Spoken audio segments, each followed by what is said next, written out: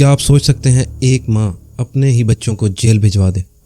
एक 17 साल का बेटा जो बैग उठाने की बजाय ड्रग्स उठाता है। एक इकलौती बेटी जो माँ के कहने पर ड्रग्स स्मगलर बन गई। वो माँ जो अपने घर में एक आम सी खातून नज़र आती थी, लेकिन दर हकीकत वो एक हाई टेक नेटवर्क चला रही थी। ये कहानी है बर्मिंघम एयरपोर्ट की सबसे ख़तरनाक गिरफ्तारी की। एक ऐसा लम्हा जिसने पूरे बरतानिया को हिला कर रख दिया।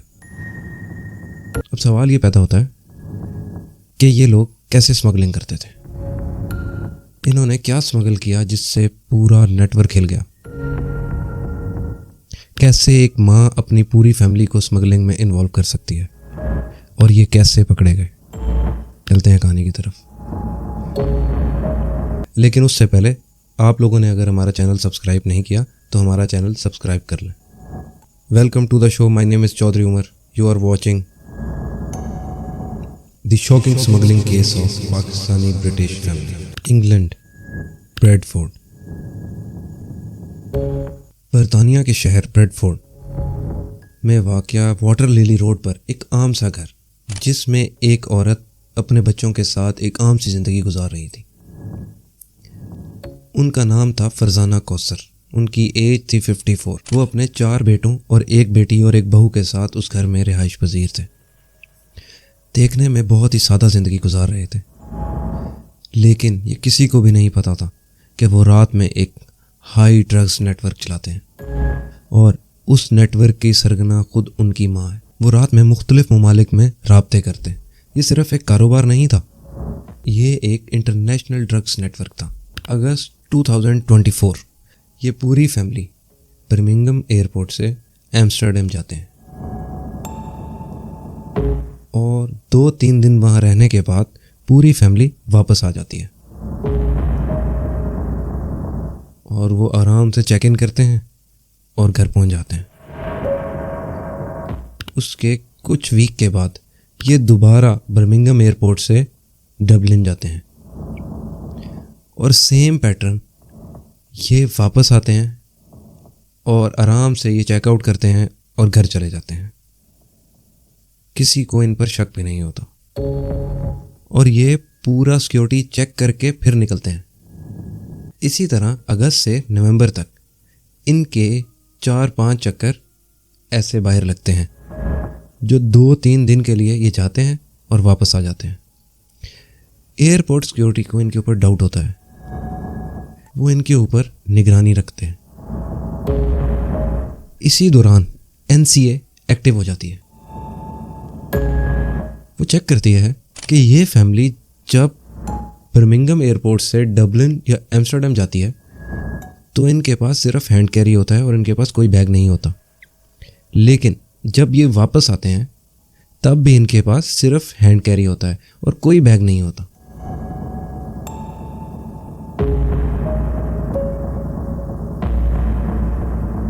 अब वो इनका वेट करते हैं। उनको अच्छी तरह पता लग जाता है कि इनके आने जाने में कोई गड़बड़ है। ये लोग नवंबर में बर्मिंघम एयरपोर्ट से एम्स्टर्डम जाते हैं। वहाँ 3-4 दिन रहने के बाद जब ये लोग वापस आते हैं तो सेम प्रोसीजर होता है। इनके पास सिर्फ हैंड कैरी होता है। जैसे ही जहाज़ से ये उतरते हैं तो NCA के लोग इनके साथ अटैच हो जाते हैं खुफिया तौर पर। सब सिक्योरिटी चेक्स, हर जगह इन पर नज़र रखी जाती है और ये आराम से बाहर निकल आते हैं। और ये पूरी फैमिली जहाँ से लगेज कलेक्ट होता है वहाँ वेट करती है और ये लोग वहाँ से लगेज कलेक्ट करते हैं और एयरपोर्ट से बाहर निकल जाते हैं। जैसे ही ये एयरपोर्ट से बाहर निकलकर पार्किंग में पहुंचते हैं तो NCA इनको मौके पे अरेस्ट कर लेती है और जब बैग खोले जाते हैं तो उसके अंदर पैक कोकेन मिलती है। वो अच्छी तरह पैकिंग में होती है, वो बॉक्सेस में बंद होती है और पैक्स होती हैं। उनकी मालियत होती है 14.4 मिलियन पाउंड्स, जो 65 करोड़ पाकिस्तानी बनते हैं। अब उन्हें अरेस्ट कर लिया जाता है उसके बाद इन्वेस्टिगेशन स्टार्ट होती है।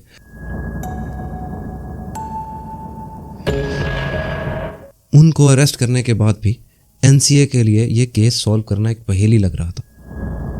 उनको ये समझ नहीं आ रहा था कि ये लोग जब ट्रैवल करते हैं तो ये खाली हाथ होते हैं, जब ये वापस आते हैं तब भी इनके पास सिर्फ हैंड कैरी होता है, जब ये एयरपोर्ट से बाहर निकलते हैं तो सबके पास एक एक बैग होता है।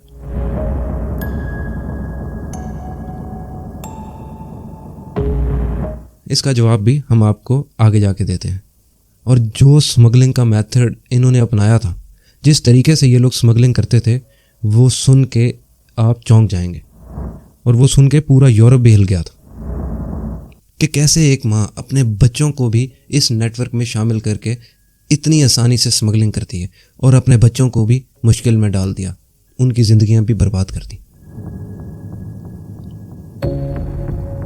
अब इन्वेस्टिगेशन के दौरान जो खुलासे होते हैं वो हैरान कर देने वाले थे। और हैरत की बात यह थी कि इस फैमिली के साथ एक और शख्स भी था। वो इनका फैमिली फ्रेंड था जिसका नाम था खालिद अब्दुल कवी। 36 साल उसकी एज थी। एनसीए जब इन्वेस्टिगेशन करती है, फरजाना कौसर उनको बताती हैं कि वो लोग 2-3 दिन पहले एम्स्टर्डम जाते थे और वहाँ सिर्फ वो हैंड कैरी के साथ जाते थे, और जब वो 2-3 दिन बाद वापस आते थे तब भी उनके पास हैंड कैरी होता था। लेकिन वो अपनी टिकट उस टाइम के मुताबिक करते थे जब मेक्सिको से भी फ़्लाइट आ रही होती थी। वो सेम टाइम में अपनी टिकट्स रिज़र्व कराते थे कि जब दोनों फ़्लाइट सेम टाइम पर पहुंचेंगी। जब इनकी फ़्लाइट बर्मिंघम एयरपोर्ट पहुंचती थी, वहाँ से दूसरी फ़्लाइट भी मैक्सिकन एयरलाइन पहुंच जाती थी और इनके पास उन बैगेजेस की तस्वीरें होती थी। ये फिर वहाँ से जब बैग कलेक्ट करने जाते थे तो उन पिक्चर्स की हेल्प से ये मैच करके कलेक्ट कर लेते थे और ऐसे ये एयरपोर्ट क्रॉस कर लेते थे। और इसमें पूरी फैमिली शामिल थी। सबसे बड़ा बेटा जुनेद शफीक, जिसकी एज थी 33 ईयर्स ओल्ड। उसकी रिस्पॉन्सिबिलिटी ये होती थी कि वो सफ़र को और ये सारे प्लान को मैनेज करता था। दूसरा बेटा मोहम्मद आमिर शफीक, जिसकी एज थी 28 ईयर्स ओल्ड। वो बैग्स कलेक्ट करता था। तीसरा बेटा उमैर मोहम्मद, जिसकी एज थी 22 साल। वो एज ए कुरियर का काम करता था। चौथा बेटा हमजा शफीक, जिसकी एज थी 17 साल, जो अभी 18 साल का भी नहीं हुआ था। वो भी इनमें शामिल था। और बेटी जिसका नाम सफ़ा नूर, एज 22 साल, वो भी इस स्मगलिंग में शामिल थी। और इनके अलावा इनकी बहू, बड़े बेटे की वाइफ सारा हुसैन, जिसकी एज 28 साल थी, वो भी इनमें शामिल थी। और इसके अलावा इनका फैमिली फ्रेंड खालिद अब्दुल कवी, जिसकी एज 36 ईयर ओल्ड थी, वो भी स्मगलिंग में शामिल था। एनसीए इस सब इन्वेस्टिगेशन के बाद फरजाना कौसर को इस नेटवर्क का लीडर मानती है कि ये इतनी शातिर औरत थी कि अगर ये एनसीए की नज़र में ना आती तो ये लोग कभी पकड़े ना जाते। इन्वेस्टिगेशन के बाद इनको कोर्ट में पेश किया जाता है, पर कोर्ट में जो इनके साथ होता है उससे इन सब की ज़िंदगियां बर्बाद होने वाली होती हैं। हर तरफ सिर्फ यही बात हो रही होती है कि कैसे एक माँ अपने पूरे ख़ानदान की ज़िंदगी बर्बाद कर सकती है। किसी को भी समझ नहीं आ रही होती कि ऐसा पैसा किस काम का जो आपके ही काम ना आए। ब्रेडफोर्ड क्राउन कोर्ट में ये केस चलता है और 180 केजी कोकेन इनसे बरामद होती है, जिसकी वैल्यू 14.4 मिलियन पाउंड होती है और होलसेल प्राइस में ये 5 मिलियन पाउंड की होती है। 2024 में कोर्ट अपना फैसला सुनाती है। अदालत इनको सख्त तरीन सज़ाएं सुनाती है। फरजाना कौसर 10 साल 4 माह, जुनेद 10 साल 9 माह, मोहम्मद आमिर 8 साल 9 माह, उमैर मोहम्मद 8 साल 1 माह। हमजा जो 17 साल का होता है, उसका केस अभी कोर्ट में चल रहा है। 7 अक्टूबर को कोर्ट ने इसका डिसीजन देना था, लेकिन कुछ वजूहात की वजह से वो थोड़ा डिले हो गया। ये हम आपको कमेंट में बता देंगे कि हमजा को कितनी सज़ा होती है। सफ़ा नूर 2 साल 7 माह। सारा हुसैन 2 साल सज़ा मुअत्तल। और जो फैमिली फ्रेंड था खालिद अब्दुल कवी 10 साल 9 माह। इन सब को तकरीबन 50-60 साल की सज़ा होती है।